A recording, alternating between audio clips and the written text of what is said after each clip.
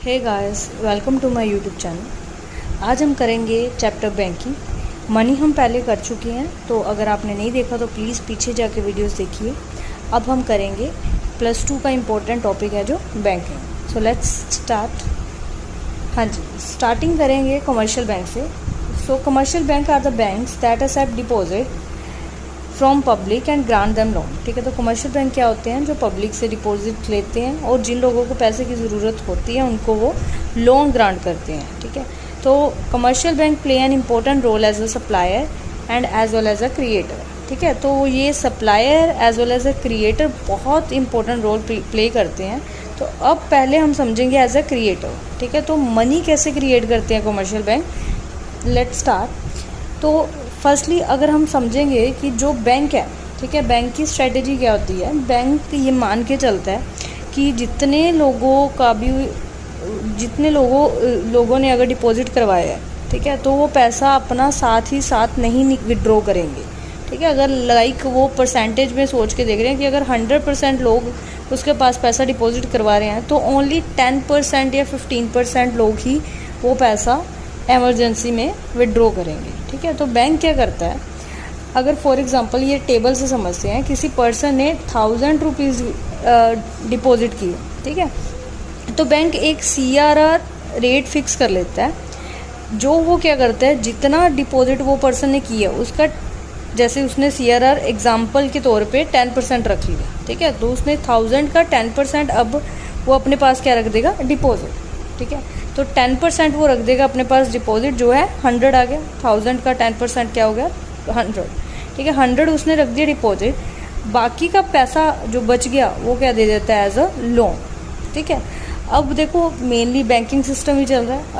अगर किसी को लोन दे रहा है तो हम मान के चल रहे हैं कि वो पैसा उसने किसी के अकाउंट में क्या कर दिया, ट्रांसफ़र। ठीक है, जिसको सेकेंडरी डिपॉजिट भी बोलते हैं हम वैसे।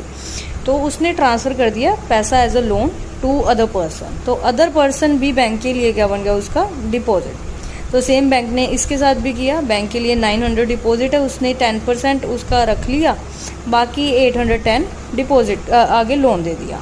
सेम एज लोन बैंक का फिर क्या बन गया, डिपॉजिट। तो बैंक ने फिर ऐसे ही किया, 81 CRR रख लिया और 729 जो है लोन दे दिया। ठीक है, तो लास्ट में ऐसा सोन चलता रहेगा और लास्ट में हमें क्या पता चला कि जो पर्सन ने बैंक में 1000 रुपीज़ डिपॉजिट किए थे, तो बैंक ने लास्ट में उसको क्या क्रिएट कर लिया, 10,000। ठीक है, तो बैंक बहुत गुना ज़्यादा अपनी पैसे को क्या कर देता है, क्रिएट। ठीक है, तो बैंकिंग के थ्रू मनी क्या करता है, create.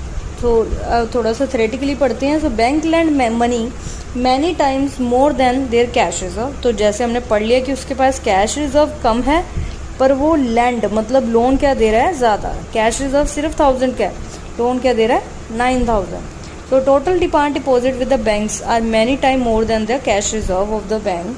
So this is because the commercial bank knows that all depositor would not show up in the bank to withdraw all their deposit. ठीक है, तो ये करता क्यों है, क्योंकि उसको पता है, वो मान के चलता है कि उसको नॉर्मली पता है कि सारे लोग जो भी उन्होंने पैसा डिपॉजिट करवाया है वो साथ ही साथ विड्रॉ नहीं करेंगे। तो थोड़ा सा वो आइडिया लगा के चलता है कि कुछ % लोग हैं जो विड्रॉ कर भी सकते हैं, तो इसीलिए वो सेफ साइड के लिए क्या करता है, कैश रिजर्व। ठीक है, तो वो कैश रिजर्व भी रख लेता है कि ऑटोमेटिकली जो वो पर्सन ने डिपॉजिट करवाया था उतना ही पैसा बैंक ने क्या कर दिया, as a cash reserve create.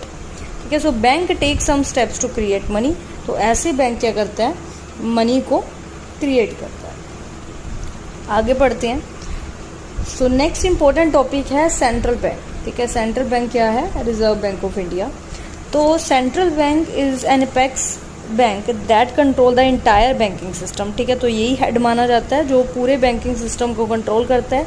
यही एक सोल एजेंसी है जिसके पास है पावर इशूइंग की। ये सबसे बड़ा फीचर है RBI का कि वो मनी जो करेंसी है वो क्या करता है, वो इशू।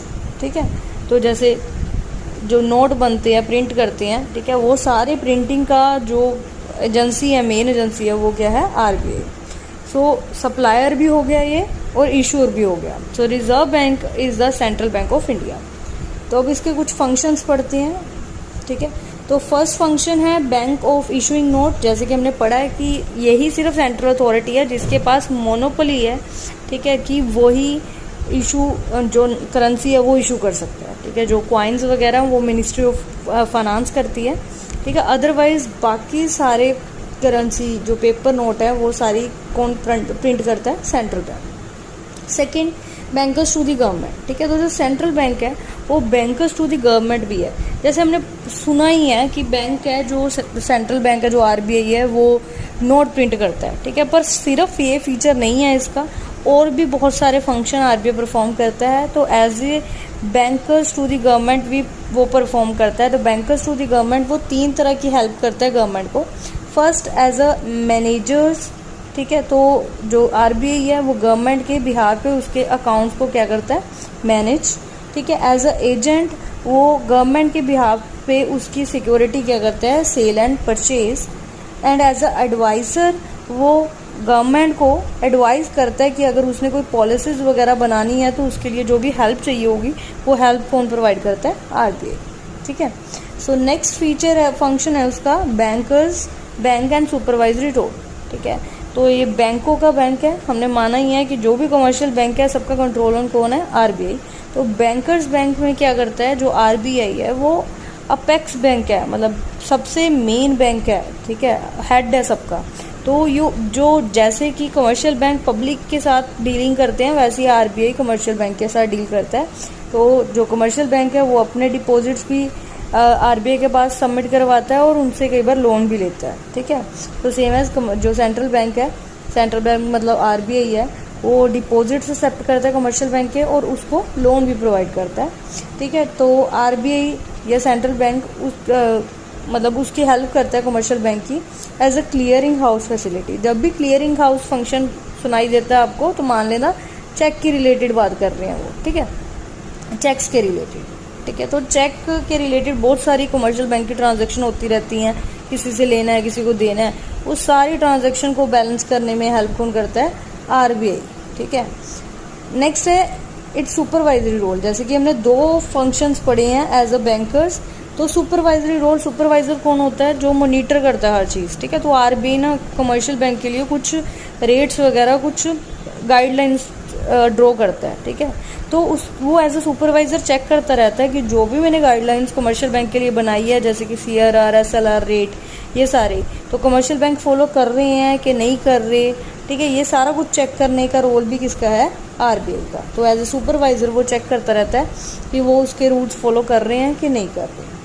नेक्स्ट उसका फंक्शन है लेंडर्स ऑफ लास्ट रिसोर्ट, ठीक है। तो कमर्शियल बैंक क्या करता है? अगर सबसे पहले अगर उसको कोई मनी की ज़रूरत है, लोन की ज़रूरत है, तो वो साथ वाले बैंकों से हेल्प लेता है, अगर नहीं मिल रही तो पब्लिक से लेता है। लास्ट में आरबीआई उसके लिए हमेशा खड़ा रहता है। इन केस कमर्शियल बैंक को किसी से भी लोन नहीं मिल रहा, ठीक है, तो आरबीआई उसको लोन प्रोवाइड करता है, ठीक है। तो लेंडर ऑफ लास्ट रिसोर्ट का मतलब क्या है कि जो कमर्शियल बैंक है वो सेंट्रल बैंक के पास अप्रोच करेंगे अगर लास्ट में उसको पैसा नहीं मिल रहा। नेक्स्ट उसका फंक्शन है custodian of foreign exchange.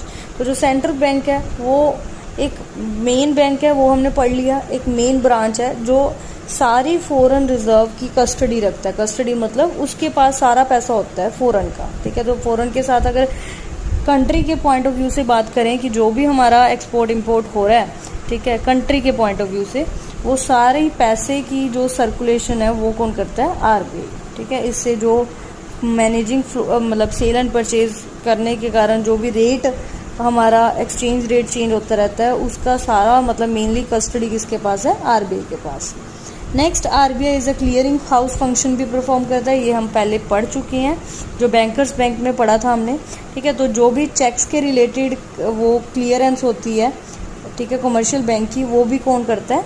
RBI. Next last है जो most important, control of credit, ठीक है। तो कंट्रोल ऑफ क्रेडिट आरबीआई का मेन सबसे मतलब वैसे तो सारे फंक्शन मेन है कि मेन हेल्पफुल जो फंक्शन है वो क्या है? Controller of credit.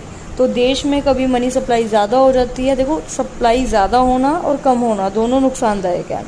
ज़्यादा होगी इन्फ्लेशन हो जाएगा, क्या कम होगी डिफ्लेशन हो जाएगा, तो दोनों हमारी इकोनॉमी के लिए बैड इफ़ेक्ट्स हैं, ठीक है। तो वो कंट्रोल करने का काम भी कौन करता है? आरबीआई। तो वो कंट्रोल कैसे करता है वो हम पढ़ते हैं नेक्स्ट। तो हमने अभी बात की है कि आरबीआई कंट्रोलर है, ठीक है, मनी सप्लाई का, ठीक है। अगर मनी की सप्लाई ज़्यादा हो रही है तो कम करना, अगर कम हो रही है तो ज़्यादा करना, ये सारा काम किसका है? आरबीआई का, ठीक है। तो आरबीआई कैसे करती है? दो इंस्ट्रूमेंट है उसके, क्वालिटेटिव, क्वांटिटेटिव एंड क्वालिटेटिव, ठीक है। तो पहले हम पढ़ेंगे क्वांटिटेटिव इंस्ट्रूमेंट। क्वांटिटेटिव में सबसे पहला इंस्ट्रूमेंट है बैंक रेट, ठीक है। ये साथ साथ में अच्छी तरह से पढ़ना। देखो बैंक रेट क्या है? बैंक रेट एक ऐसा रेट है जिसपे आरबीआई, ठीक है, कमर्शियल बैंक को क्या देता है? लोन, ठीक है। आरबीआई कमर्शियल बैंक को क्या देता है? लोन, ठीक है। ऐसा रेट जिसपे आरबीआई कमर्शियल बैंक को लोन दे रहा है उसको क्या बोलते हैं? Bank rate. क्योंकि देखो ऑब्वियस है, जो आरबीआई अगर कमर्शियल बैंक को लोन देगा तो बदले में कमर्शियल बैंक क्या देगा उसको? इंटरेस्ट, ठीक है। तो वो इंटरेस्ट के रेट को ही क्या बोलते हैं? बैंक रेट, ठीक है। तो देखो अब आप सोच रहे होंगे कि बैंक रेट कैसे मनी सप्लाई कंट्रोल करेगा। अब देखो आरबीआई ने फिक्स करना है बैंक रेट कि किस रेट पे वो कमर्शियल बैंक को लोन देगा।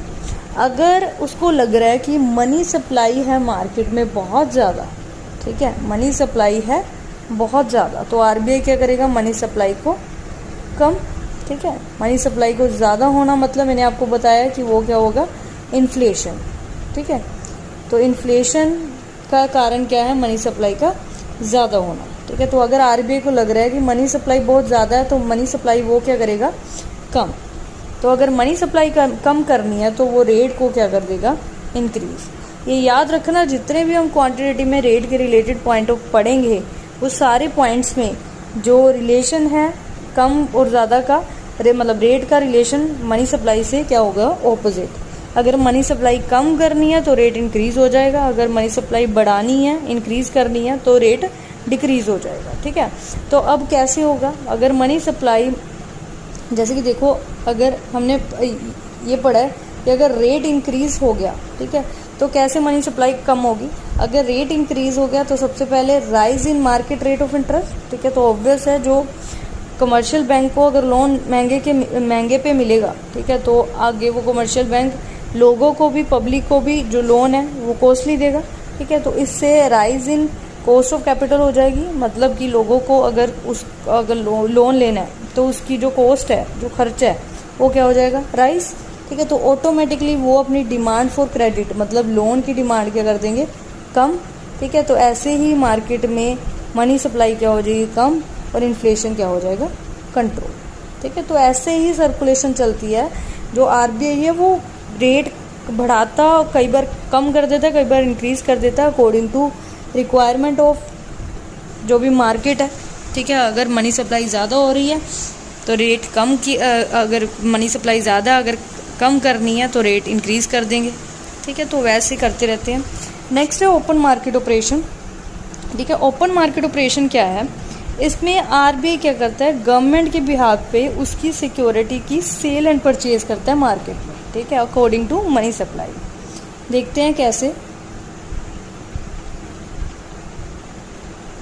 हाँ जी, तो देखो सेल एंड परचेज हमने पढ़ा, ठीक है। तो आरबीआई क्या करता है? ठीक है, गवर्नमेंट के बिहाफ पे उसकी सिक्योरिटी की सेल एंड परचेज करता है अकॉर्डिंग टू मनी सप्लाई। अगर गवर्नमेंट को लग रहा है, ठीक है, कि मार्केट में लोगों के पास मनी सप्लाई क्या है? ज़्यादा, ठीक है, मनी सप्लाई है ज़्यादा, तो मार्केट में उसको मनी सप्लाई क्या करनी पड़ेगी? कम करने के लिए वो मार्केट में अपनी जो सिक्योरिटीज़ है वो उसका क्या करेगा? सेल, ठीक है। तो सेल करने से क्या होगा वो हम देखते हैं। अगर उसने सेल किया तो सबसे पहले सेल कर दी सिक्योरिटीज़, तो सेल करने से stock liquidity and lead to a fall in the cash reserve of the commercial bank, ठीक है। तो ऑब्वियस है उसने, आरबीआई ने सिक्योरिटीज़ बेच दी, ठीक है, तो लोग उसमें इन्वेस्ट करेंगे, ठीक है। तो लोग उसमें इन्वेस्ट करेंगे, वो कमर्शियल बैंक को पैसा देंगे, कमर्शियल बैंक आरबीआई को पैसा देगा, तो ऑटोमेटिकली आरबीआई के पास पैसा आ जाएगा, तो कमर्शियल बैंक के पास भी पैसा कम रहेगा। अगर उसके पास कम हो गया पैसा तो वो लोन भी कम देगा, मनी सप्लाई क्या हो जाएगी? कम, और इन्फ्लेशन क्या हो जाएगा? कंट्रोल, ठीक है। और इसका जैसे हमने बैंक रेट पढ़ा है उसका आपने ऑपोजिट पॉइंट अगर लिखना है वो भी लिख सकते हो, और आपने एक अगर पेपर में एक ही समझाना, टाइम वेस्ट मत करना, एक समझाना, या तो इंक्रीज करने वाला या डिक्रीज करने वाला, ऑपोजिट लिख देना वाइस वर्सा। इसका मतलब क्या है कि सेम ऑपोजिट ऐसे ही होगा कि अगर सप्लाई कम करनी है तो रेट बढ़ा दिया जाएगा, अगर सप्लाई बढ़ानी है तो रेट कम कर दिया जाएगा। Next is repo rate. Repo rate में सेम आरबीआई क्या करता है, कमर्शियल बैंक को लोन देता है, तो ये लोन क्या होता है, शॉर्ट रन। ठीक है, तो ये याद रखना, बैंक रेट और रेपो रेट सेम ही तरह के होते हैं, पर रेपो रेट में जो लोन प्रोवाइड किया जाता है वो क्या है, शॉर्ट पीरियड के लिए प्रोवाइड किया जाता है। तो जिस रेट पे आरबीआई कमर्शियल बैंक को शॉर्ट टर्म लोन दे रहा है उस रेट को बोलते हैं रेपो रेट। तो बदले में जो कमर्शियल बैंक है वो अपनी सिक्योरिटीज़ भी रखेगा। ठीक है, सिक्योरिटी किसके पास रखेगा, आरबीआई के पास। ठीक है, तो जब उसका लोन वापस हो जाएगा तो वो अपनी सिक्योरिटी जो आरबीआई है उसकी सिक्योरिटी, कमर्शियल सिक्योरिटी उसको वापस कर देगा। ठीक है, तो उसको रीपरचेज रेट भी बोलते हैं। ठीक है, तो रेपो रेट का अदर नेम क्या है, रीपरचेज रेट। तो इसका भी सेम लॉजिक है, अगर डिमांड मार्केट मनी सप्लाई बढ़ानी है तो रेट कम कर दिया जाएगा। ठीक है, अगर सप्लाई कम करनी है तो रेट बढ़ा दिया जाएगा। तो हम इसमें ये पढ़ते हैं कि अगर अगर रेट कम कर दिया तो क्या होगा, अगर रेट कम कर दिया तो ऑब्वियस है जो कॉस्ट ऑफ कैपिटल है वो कम हो जाएगी। ठीक है, रेट कम करने का मतलब कि अगर लोन का इंटरेस्ट का रेट कम कर दिया तो लोगों को खर्चा क्या होगा, कम। ठीक है, तो लोग डिमांड क्या करेंगे, ज़्यादा, मनी सप्लाई क्या होगी, ज़्यादा, डिफ्लेशन क्या होगा, कंट्रोल। ठीक है, तो ऐसे ही आपने हर टॉपिक में एक पॉइंट ऑफ व्यू को समझा देना बस। ठीक है, और ऑपोजिट लिख देना वाइस वर्सा। नेक्स्ट है रिवर्स रेपो रेट। देखो रेपो रेट और रिवर्स रेपो रेट में क्या डिफरेंस है। रिवर्स रेपो रेट में जो कमर्शियल बैंक है वो दे रहा है लोन आरबीआई को। ठीक है, तो पहले हम केसेस में हम पढ़ चुके हैं कि आरबीआई कमर्शियल बैंक को लोन देता है, पर कुछ केसेस में कई बार आरबीआई के पास भी रिजर्व कम होता है। ठीक है, तो ज़रूरी नहीं है कि आरबीआई हर बार प्रिंट करेगा, तो वो क्या करता है, कई बार कमर्शियल बैंक से लोन ले लेता है। ठीक है, तो अगर उसने कमर्शियल बैंक से लोन लिया तो जिस रेट पे उसने लिया उसको बोलते हैं रिवर्स रेपो रेट। ठीक है, तो सेम एज आरबीआई इसका भी फ्लो ऐसे ही करता है मनी सप्लाई का। ठीक है, तो अगर आरबीआई को लग रहा है कि लोगों के पास मनी सप्लाई ज़्यादा है, ठीक है, उसको कम करना तो वो रेट इंक्रीज़ कर देगा। अगर सप्लाई कम है तो रेट, अगर कम है तो बढ़ानी है तो रेट डिक्रीज़ कर देगा। ठीक है, तो अगर रेट डिक्रीज़ किया तो क्या होगा, less fund are parked by the commercial bank with RBI. देखो ऑब्वियस है, अगर इंटरेस्ट रेट कम कर दिया जाएगा, ठीक है, तो जो कमर्शियल बैंक है वो क्या करेगा, ऑब्वियस है अपना पैसा ज़्यादा आरबीआई को नहीं देगा, क्योंकि अगर आरबीआई उसको इंटरेस्ट कम देगा तो कमर्शियल बैंक को तो नुकसान ही हो रहा है। ठीक है, तो जितना पैसा उसको मिलना चाहिए था बदले में कम मिल रहा है, तो वो कमर्शियल बैंक अपना पैसा आरबीआई को कम देगा। ठीक है, कम देगा तो ज़्यादा वो पैसे एज अ सीआरआर रखेगा, मतलब सीआरआर एज अ वो क्या करेगा, लोगों को लोन देगा। ठीक है, तो अगर लोगों को लोन देगा तो मनी सप्लाई क्या हो जाएगी मार्केट में, ज़्यादा।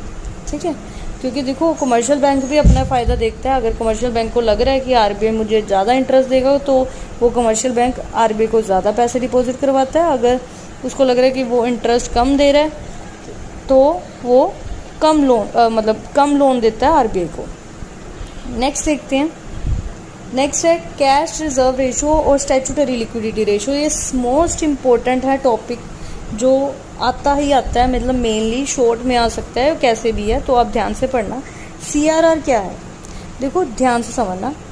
आरबीआई ना कुछ गाइडलाइंस फिक्स करता है कमर्शियल बैंक के लिए। ठीक है, कमर्शियल बैंक के लिए वो कुछ गाइडलाइंस सेट करता है। आरबीआई जब कमर्शियल बैंक को बोलता है कि कमर्शियल बैंक आपने क्या करना है, जितना भी आपके पास डिपॉजिट है, ठीक है, जितना भी आपके पास डिपॉजिट है उसका कुछ फिक्स परसेंटेज आपने वो निकाल के, जैसे कि 4.5 चल रहा था लेटेस्ट, ठीक है, तो आपने 4.5% निकाल के वो डिपॉजिट का मेरे पास आके सबमिट करवा के जाना है, उसको क्या बोलते हैं, सीआरआर। तो आरबीआई कमर्शियल बैंक के लिए कुछ इंस्ट्रक्शन सेट करता है कि कमर्शियल बैंक ने अपने डिपॉजिट्स का कुछ परसेंटेज अलग से निकाल के मेरे पास मतलब आरबीआई के पास सबमिट करवा के जाना है। उसको वो रेट फिक्स करता है, उस रेट को क्या बोलते हैं, सीआरआर। ठीक है, तो वो सीआरआर जो है वो एक मिनिमम परसेंटेज है जो total deposit of commercial bank RBI अपने पास रखता है। ठीक है, तो वो फिक्स किया जाता है आरबीआई के अकॉर्डिंग। अकॉर्डिंग टू टाइम वो क्या करता रहता है, चेंज, क्योंकि मनी सप्लाई उसको क्या करनी होती है, कंट्रोल। ठीक है, तो सेम एज अगर उसने मनी सप्लाई कम करनी है तो वो रेट क्या कर देगा, इंक्रीज। अगर मनी सप्लाई इंक्रीज करनी है तो रेट क्या कर देगा, कम। ठीक है, तो देखते हैं कैसे। अगर आरबीआई ने मनी सप्लाई करनी थी इंक्रीज तो रेट क्या कर दिया, कम। रेट कम करने से क्या होगा, अगर रेट कम कर दिया तो कैश रिजर्व जो कमर्शियल बैंक का वो आरबीआई के पास क्या जाएगा, कम, क्योंकि देखो जितना परसेंटेज सेट किया जाएगा उतना ही पैसा कमर्शियल बैंक को आरबीआई के पास देना पड़ेगा। अब आरबीआई ने अगर परसेंटेज कम फिक्स कर दी तो ऑब्वियस है कमर्शियल बैंक का कम जो पैसा है वो आरबीआई के पास जाएगा। ठीक है, क्योंकि देखो ये पैसा है वो एक बार आरबीआई के पास चला गया तो अकॉर्डिंग टू इमरजेंसी उसको यूज़ कर सकते हैं। ठीक है, तो एक बार मतलब ये हो गया कि कमर्शियल बैंक के पास सीधा उसके पास वो पैसा नहीं है एज अ लोन प्रोवाइड करना। ठीक है, तो एक बार जब्त हो गया ना पैसा, तो अगर रेट कम फिक्स कर दिया तो कमर्शियल बैंक का कम पैसा जाएगा आरबीआई के पास, ज़्यादा पैसा जाएगा उसका एज अ लोन लोगों के पास। ठीक है, तो लोगों के पास मनी सप्लाई क्या हो जाएगी, ज़्यादा, उनको लोन ज़्यादा मिलेगा, मनी सप्लाई ज़्यादा होगी और डिफ्लेशन क्या हो जाएगा, कंट्रोल। ठीक है, अब नेक्स्ट देखते हैं स्टैट्यूटरी। देखो कैश रिजर्व रेशो का अदर नेम क्या है, लीगल रिजर्व रेशो, तो इसको लीगल रिजर्व रेशो भी LRR भी बोल देते हैं, ये याद रखना। नेक्स्ट है स्टैट्यूटरी लिक्विडिटी रेशो, ये भी कैश रिजर्व रेशो की तरह ही है, CRR की तरह ही है। कई बार आरबीआई कमर्शियल बैंक के लिए इंस्ट्रक्शन सेट करता है कि उसने अपने डिपॉजिट्स का, ठीक है, कुछ फिक्स्ड परसेंटेज 18% चल रहा था आई थिंक। ठीक है, तो कुछ परसेंटेज अपने डिपॉजिट का उसने निकाल के अपने पास ही रखना है, मतलब इस बार वो आरबीआई के पास डिपॉजिट नहीं करवा के आएगा, इस बार वो अपने पास ही रखेगा।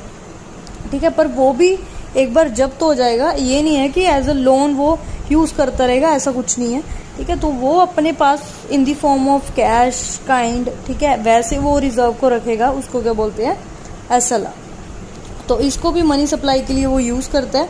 ठीक है, अगर उसको लग रहा है कि मनी सप्लाई कम करनी है तो SLR क्या कर देगा, इंक्रीज।